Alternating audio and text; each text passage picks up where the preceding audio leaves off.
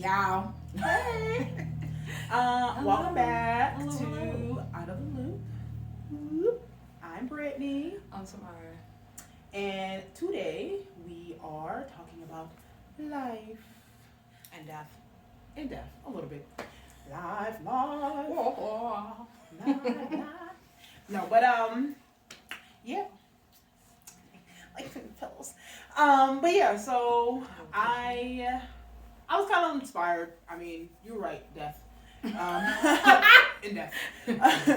I was a little bit inspired, I guess, today to talk a little bit about life because I did have someone today who unfortunately lost someone, and I had seen him, and we were just talking about it and how sudden it was, and a little jarring for him. And but yeah, death does happen. And unfortunately, I've personally had to experience a lot of deaths over my life, especially over the last 10 years, 10 to 15 years, I guess. I've had to experience a lot of deaths that are near and dear, very close to me, and people that I genuinely felt like I was gonna have now, at this point in my life. People I would have invited to all my celebratory moments, people I would have cried on their shoulder, people I would have hugged, loved, spent holidays with. And it does feel a little raw and bitter every single time, well, I would say every single time you lose somebody. And you do have to take a moment to kind of really contemplate life and the purpose of life and, how short and fragile it is. And over the process of that, it's also made me kind of have have an appreciation for life and understanding that we're here right now, and every moment of now that you have to make the most of it. And I think a lot of times in life, we get so caught up in life and what's going on in the moment, and sometimes somebody irritates you, or you feel like you got anxiety because you got to rush to do something today because you got we just talking about cheating on tests, but maybe a test you got to take, and now, oh my god, am I gonna pass this test? It becomes the thing of the moment that fills you up so much. But I think as I've progressed through life and I've experienced death of others that I've really appreciated spending life with, I have realized more and more that I need to take time to be grateful for the moment and remind myself to be grateful for the moment, because I think you have to remind yourself. A lot of times it's not as easy as just being grateful and happy. A lot of times you gotta stop and be like, whoa, what am I complaining about? Whoa, why is this so deep? Whoa, why do I have some anxiety over this? Let me just stop myself right now. Let's just stop. Let's full stop. Let's pump the brakes. Let's pause on that. It's easier said than done, obviously. But once you have experienced again as much, I guess, death as I have, and I would never wish that on anybody, but it's made me really be good at reminding people of that, and reminding people of the fact that you may experience a death, you may want to take a moment to mourn, but get back to it. Don't forget that you're living now. It's not selfish to continue to live.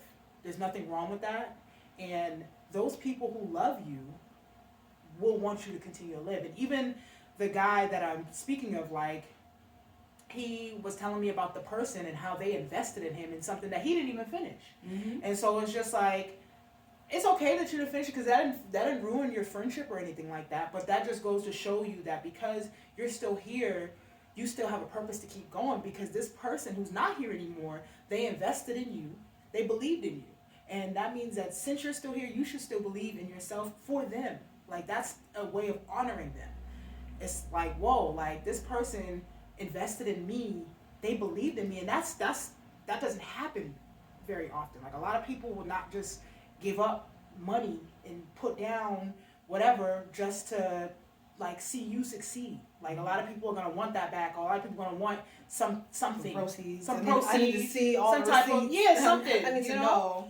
And when you have people like that in your life, good, like in good faith. In good faith, yeah. You know, like when you have people like that that are in your life, that have been around you and see what you're trying to do, and like just genuinely want to invest in you, whether you do it to its furthest extent or not, like that's not what matters to them. What matters to them is that you did it, or you're trying, and that you're you know, and that's what they want to help you do. And if you make it all the way, they'll be even more happy for you. But like regardless, it's the fact that you're even attempting, that you even putting yourself out there, that you even like right now, like, you know, that you're even taking the first step right now is something that they're willing to invest in. So I think, you know, in the same sense, if they're not here anymore, it's to honor their presence in the best way is to keep going and being the best version of yourself that you can be, and being the highest version of yourself that you can be. And makes me a little sad. But yeah, like I've had to really do that like multiple times, because you have to do that while being sad sometimes still, because you want those people here. You still want them to be present. You still want them to enjoy in life with you. But it's just the fact that they're not. So, but with that being said, like I've had to suck it up. And I was telling him that like when my mom passed away, I had to like be like, okay, I still gotta finish school, you know, like, and my mom invested so much time and energy in me going to college.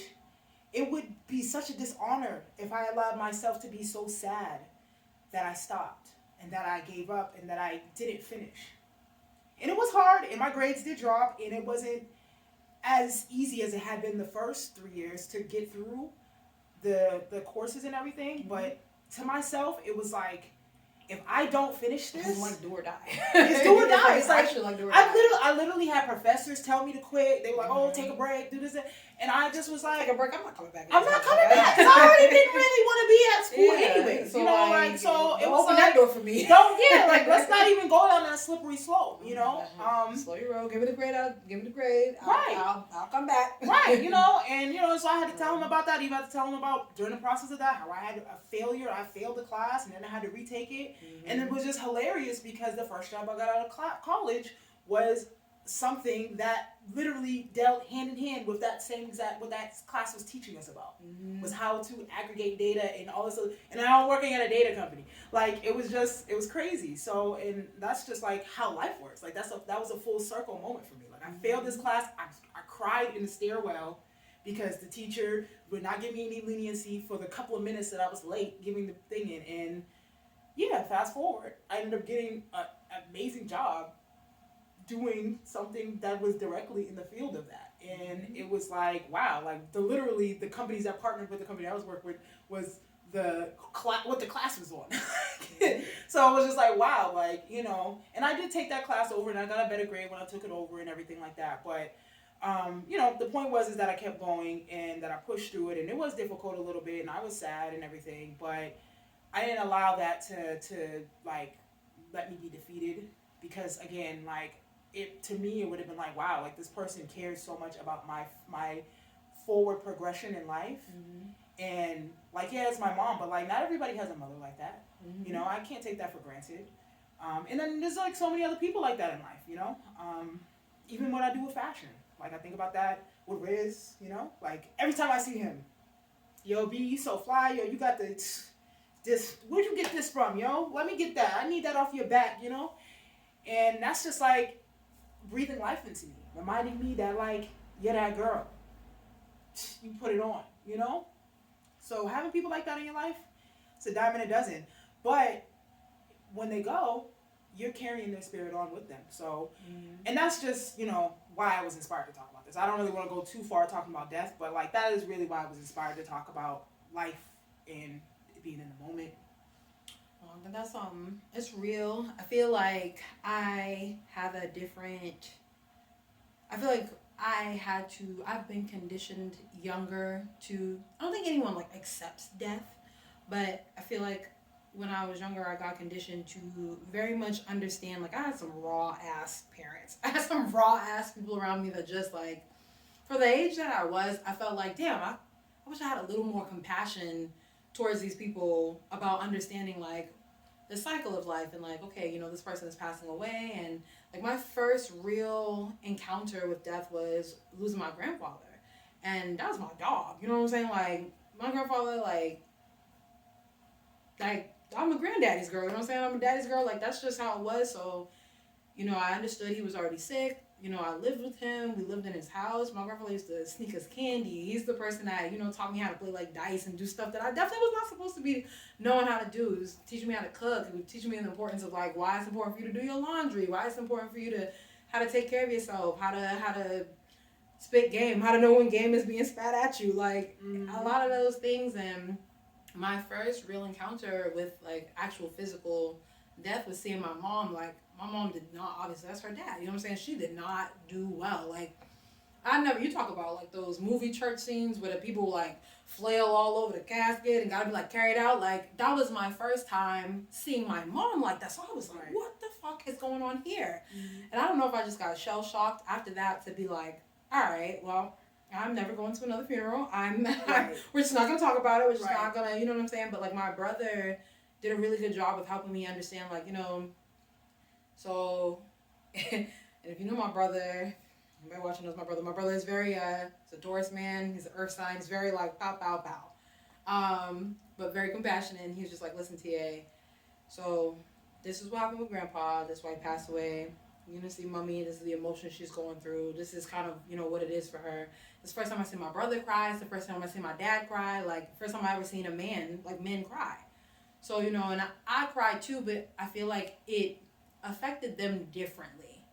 Because I feel like I was younger and I didn't really understand, like, oh, okay, I know he's not here anymore, but I didn't understand the process. Like, I didn't understand, like, okay, now we're probably not going to live in his house anymore, and now we've got to, like, put these things together, and my mom has to divvy up things with her siblings, and, like, I really didn't, all of those things I learned very young and really understanding and seeing those things in real time.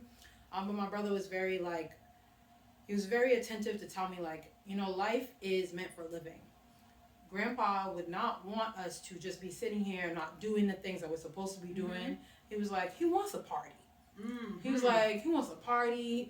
He's like, I'm telling you right now, he don't want us moping around. Like, we need to cook some things for him that he would have loved to have. He was like, we gotta honor him by doing what we would always be doing and throw a little bit of him in there too. And I feel like I'm grateful that I was shown that. Of course, I'm still young. I'm still going to mourn, still have physical moments because you're not here. I have to honor you in a different realm. So obviously, I'm going to miss you. You know what I'm saying? Like, I'm still, I think I was about like 7, 8. So I'm still wrapping my head around the concept of like, okay, you're not here. I know, like heaven and earth and all that stuff. Like, I know you transcend and stuff like that. But like, I still don't know. 8-year-old me don't know what that really means. So then when I got older, and I really had to apply those words to the losses that I then began to experience in my older age, I found myself in a different peace with death because I understood it when I was younger. And it doesn't mean that somebody dies, I'm like, oh boy. Well, you know what I'm saying? That doesn't mean that it's easier, but I feel like now I have an appreciation for the full cycle of life. To the point where I understand, like, I know these things will come for each and every one of us. So instead of counting calendar days of when it's going to come or being worried about what it looks like when it comes or all those things, do your due diligence. Obviously, put your things in place as necessary. But instead of being worried so much about that where I'm stifling my actual living, I'm going to do. Yeah. And like you said, I'm gonna honor those people. I feel like you don't do yourself a service trying to think so much. Also, like, there's a difference between honoring these people and trying to like fulfill their things that they wanted for you. Because I feel like sometimes what happens is in what I've seen sometimes too, and certain people have lost someone to them. They get fixated on what that person would have wanted them to do, but they forget to live for themselves. Right. Which is ultimately, more than likely, no matter what, especially if that person loved them and supported them, they would have wanted that for them anyways. Right. So it's like, my dad and I are not, like, my dad is still here in a physical sense, but he's not, we have no connection, we have no contact. So in a weird way, not saying that my dad is dead to me, but like the abrupt disconnection from my dad in my life almost is like a void of death. And for my first couple of years after that experience of no longer having my dad, I spent a lot of time trying to not be my dad, but be the version of Tamara that I knew my dad would have wanted me to be. And something about that, like after a certain period of time, you start to like, you really try to like, you know, contain yourself into this vision, this box, this idea, this concept of this version of you. You get so wrapped up in that, like you kind of lose yourself and you begin to not know like who you are. And that's not the purpose of life. Like the purpose of life is to be in your purpose. Right. So I had to really understand that too. Because obviously we're talking about physical death and we're also talking about like, you know, forms of death. But yeah. I had to really understand that like, that's not doing me a service. Like, that's not doing me any good. Like, I'm not honoring nobody. I'm not even honoring him. I'm not even honoring myself. Like, right. And, you know, you just have to remember those things too. I feel like it's just like if you just have to kind of make, there's no way to tell anybody how to mourn or what to do, but there is a certain level of peace and understanding that you do have to make. I know that some people, especially like in my circles, some people take death way harder. Much harder, yeah. And mourning comes out in different ways for everybody, you know what I'm saying? Right. Like, you don't just snap back from it. No, I don't think any being snap back from it. I think if you snap back from it, it's probably because you're suppressing it. Right. And I don't think that that's healthy for you to do either. I think you kind of just have to ride the waves. It ebbs and flows. Like, mom passed, I feel like I didn't really, like, I feel like I cried, but I don't think it really hit me until I got to the funeral, and I just fucking came undone, my nigga. Like, I could not get it together in that damn church. Like, I couldn't. And then I think later on, I was like, okay, I probably needed that because I don't remember really doing much of it leading up to. I think I was just still trying to wrap my head around like what the fuck just happened in these last couple of months. Yeah.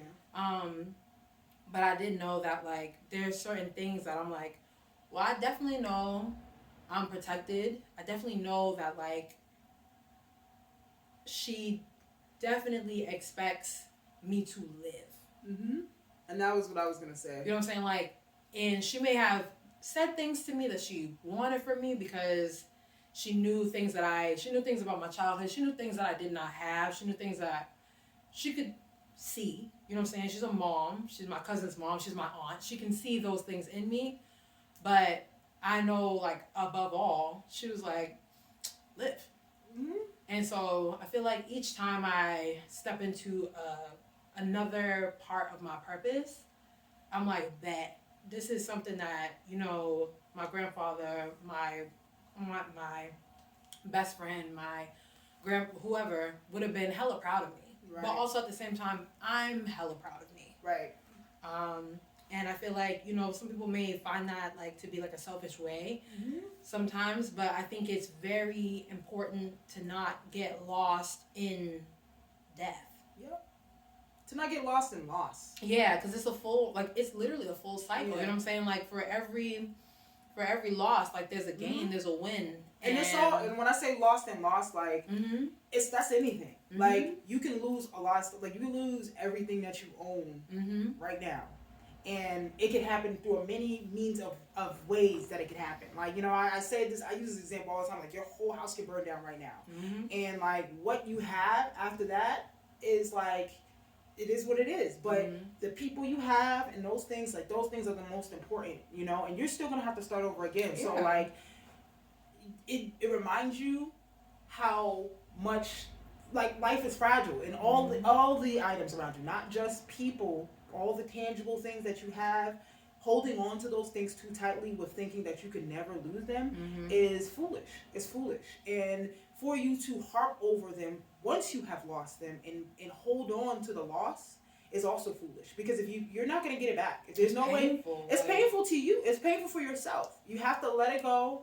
And once you let it go, it'll be more peaceful for you to remind yourself that this is just stuff. Mm-hmm. It's like what I began with. Like, it's like reminding yourself, like, this just stuff. So what? Like, I can get more stuff, but I can't get another tomorrow. You know what I mean? So I gotta be grateful that tomorrow's still here, even though I lost this stuff. We lost our whole house, but we're still standing. We're still standing, and we can build it back. And because we're still here. Because we're still here, we can always build it back. And similarly to like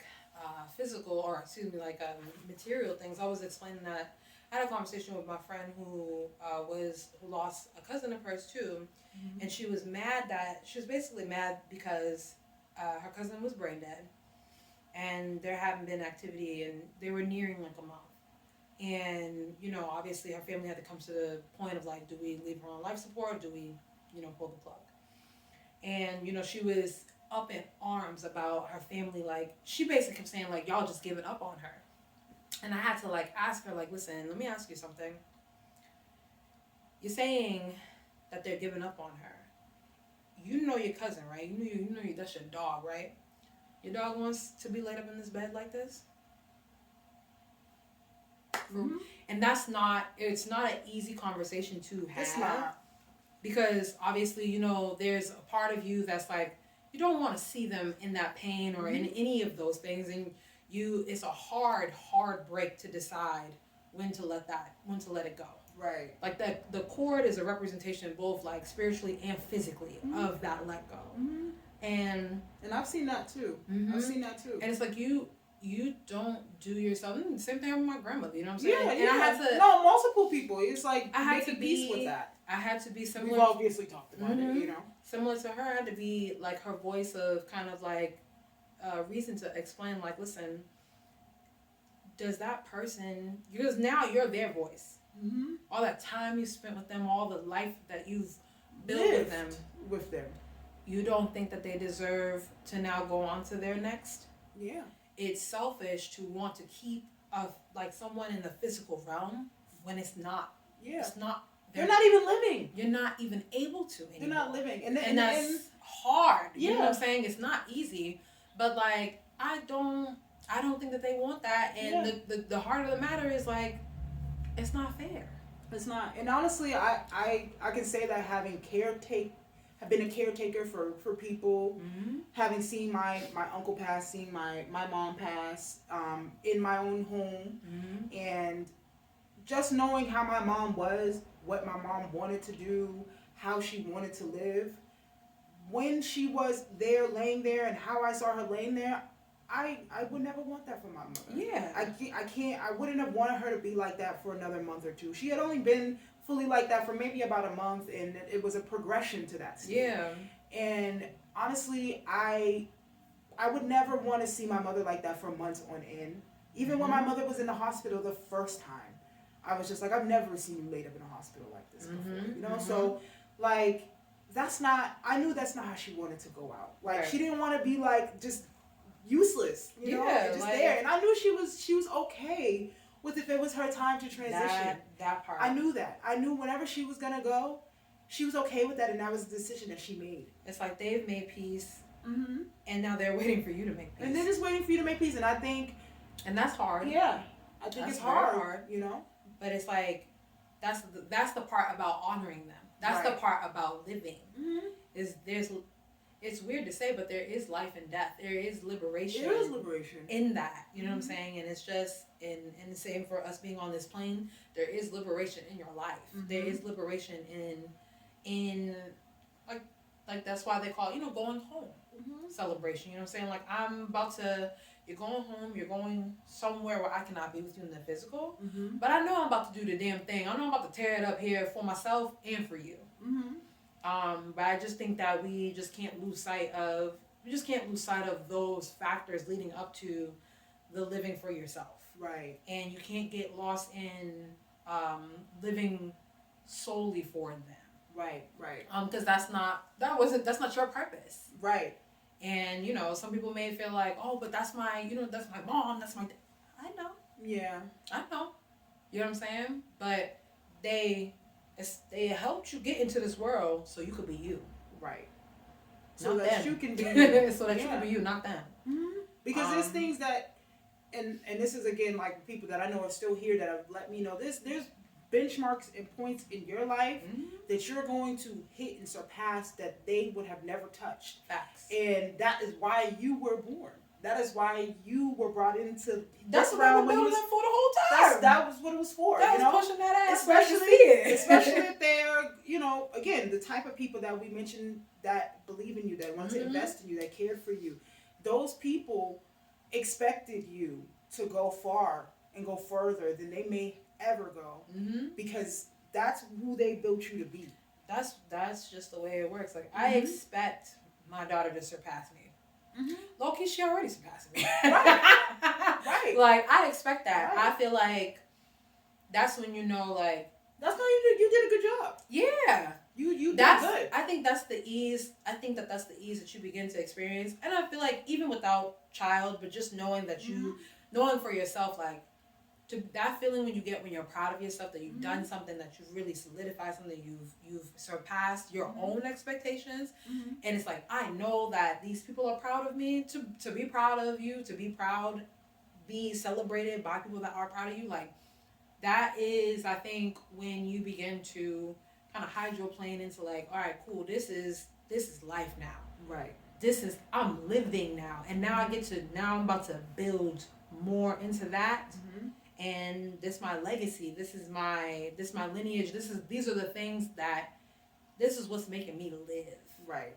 And again, it took me a minute to get back to that, because hell yeah, like you were saying earlier, a big part of my why and why I was living was so that I could not necessarily live up to what my mother wanted me to do, but I really wanted to be her helper. Like I was always like trying to, give extra. I mean, I've done, all my chores and everything all the time. I'm not gonna lie. Some things she wanted me to do, and I'm like, no, I'm not gonna. Like, but I'm not gonna hold you, mom. But all in all, I really, really, truly, genuinely wanted to add to my mother's life. Yeah. And also my father's life, my parents' life. But like me and my mom were homies. Like that was my dog. Like we was very close. So I did really want to add to her life in a positive way where she could be able to live at ease a little bit more. And for me, because I was not able to see that in my lifetime, that was hard for me. It was really hard to like make peace with the fact that like I'm never gonna get to see my mom just chilling, because I was able to give her that. Like I was able to let her put her feet up. She doesn't have to go to work today because I did X, Y, and Z to allow her to rest, and that was difficult for me. So I really did have to move past and re-establish my whys, my reasons for living, and my reasons for continuing to go on. And yeah, I did go on for a minute. I don't think people really realized fully how painful that was for me. But, I personally did. And I knew what I was going through by myself when nobody was around, nobody could see me, and why, I might be moving a little bit differently than I was before. I knew why. Yeah. And it took me a long time to reestablish that for myself, to remember that, because to a certain extent, for a while, life did feel a little bit useless. And I was like, why am I still, like, what was I thought I was born to help my family elevate so that they can, live more at ease and do it. But I still was, But that doesn't mean that my mother didn't also do what she was supposed to do while she was here, and it wasn't time for her to transition and move on to the next path of her spiritual being that she needed to move on to. That doesn't mean that too, And I had to just really learn and understand that again, that is a part of the cycle of life. And the fact that I even had her as long as I had her, I mean, we talked about so many losses, but like, she lost her father at 5. I say this to people. I said, she lost her father when she was like 5 years old. So it's like, I had her for so much longer. I had her 50 years longer than she had her father. Yeah. That's a long time. Yep. And I have to be grateful for that. Yep. I have to be so grateful for that. And, there's parts of life that she won't get to experience in the physical with me, but that's okay. Like, I'm okay, because I got to see how she lived and how she transcended despite not having her dad for 50 years of her life. And it's like amazing. My mom was amazing. So it's like, wow, I can still be amazing too, because she was. Even though she didn't have her dad, I still have my dad. He's still here right now, And I have to be grateful for that too right now, because he's still here, you know, and that's just it. Like, you know, gotta be in the now. You gotta be grateful for now, not to be too anxious about the future, not too sad about the past. Right. Stay present, you know, and live. Remember to live. So That's it. that's it. That's it, y'all. Keep living. Keep doing your thing. Yeah. I'm about to go live in class. Yeah, she about to go to class and live it up. I ain't even. And she's late. I want to go home. Anyways, all right, y'all. Well, thanks for getting a little, you know, whatever that's, you know, a little in our fields with us. We should play, we should add in Ja Rule and what's that, Bobby Brown? Living up, you say what? Do I do? To all my ladies that be living it up, you say you do. I don't know the words. Living it up, you say what? I'll stop it. Do I do? My love.